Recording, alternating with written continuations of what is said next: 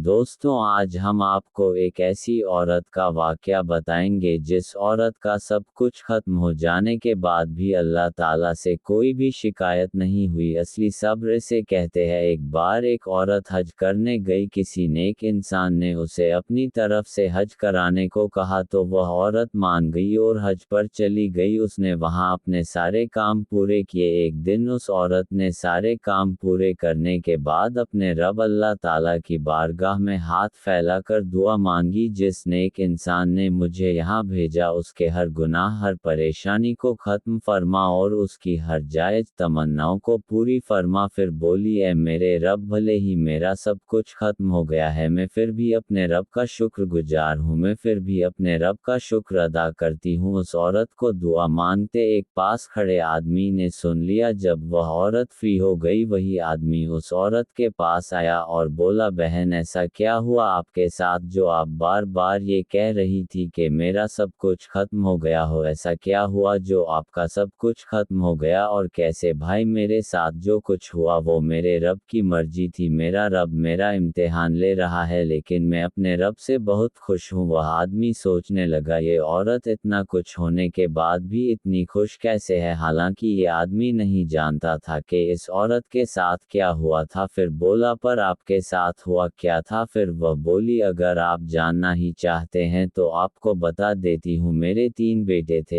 एक 8 महीने का था जो गोदालियों सरकता था, दूसरा जो कि 2.5 साल का था जो कुछ नहीं जानता था, और एक 5 साल का था और उसमें भी कुछ समझ नहीं थी। एक बार मेरे शौहर ने हम सब के सामने एक बकरे को हलाल किया था। जब बकरे की गर्दन पर छुरी फेरी और बकरा हलाल हुआ तो मेरा बड़ा लड़का डर गया और अंदर जाकर छुप गया। फिर हमने उसे चुप करा लिया और वह भूल गया। अगले दिन में तंदूर में लकड़ी झोंककर तंदूर में आग लगाकर बाहर पानी लेने चली गई। फिर वही छुरी मेरे बड़े लड़के के हाथ लग गई। उसके एकदम याद आ गया कि कल इस छुरी से बकरे को कैसे हलाल किया था अब्बू ने। फिर वह अपने से छोटे भाई के पास गया और बोला, तुझे पता अब्बू ने कल इस छुरी से बकरे को कैसे काटा था? मैं बताऊं? छोटे भाई ने नाड़ से हाँ में इशारा कर दिया। तभी उसने अपने छोटे भाई को सीधा लिटा दिया और वो तेज छुरी उसकी गर्दन पर चला दिया। जब मेरे बच्चे की गर्दन कट गई तो खून देखकर वह डर गया। मेरा एक बच्चा तो गर्दन कटने की वजह से तड़फ तड़फ कर वही मर गया। जब मैंने देखा तो मैं भाग कर गई तो वह मर चुका था। फिर मैंने उसे देखा तो वह डर गया और भागकर लकड़ियों के पीछे जा छुपा। जब मैं वहां पहुंची और गुस्से में उसे बाहर निकाला तो वह भी मर चुका था, इसलिए कि जिन लकड़ियों के पीछे वह छुपा था उन लकड़ियों में एक जहरीला सांप था जो मुझे लकड़ियों से निकलता हुआ दिखाई दिया। मेरे दोनों बच्चों के गम में मैं बैठ गई। तभी मेरे मन में तीसरे बच्चे का ख्याल आया जो कि बहुत छोटा था। जब मैं बाहर गई तो मैंने देखा कि मेरा तीसरा बच्चा तंदूर में आग की लपटों को पकड़ते पकड़ते तंदूर में जा गिरा। मैंने बहुत कोशिश की पर देर हो गई थी। जब मेरे शौहर को खबर हुई तो वह ये सदमा झेल नहीं पाया, साथ साथ उसने भी दम तोड़ दिया। मैंने एक ही दिन में अपने 3 बच्चे तड़फ कर मरते देखा। मैंने एक ही दिन में अपने 3 बच्चे और अपने शौहर को खो दिया। इसलिए मैं कह रही थी, मेरे रब, मुझे आपसे फिर भी कोई शिकायत नहीं है, मैं फिर भी बहुत खुश हूँ। आपकी ही अमानत थी, आपने ही ले ली। अब तो मेरे पास सब्र के अलावा कुछ नहीं है। वो मालिक जो करता है ठीक ही करता है, चाहे जिस हाल में रहे। अल्लाह ताला हम सबको भी सब्र करने की तौफीक अदा फरमाए। लिखो आमीन। ऐसे और बयान और वाक़ये सुनने के लिए हमारे चैनल को लाइक और सब्सक्राइब करें।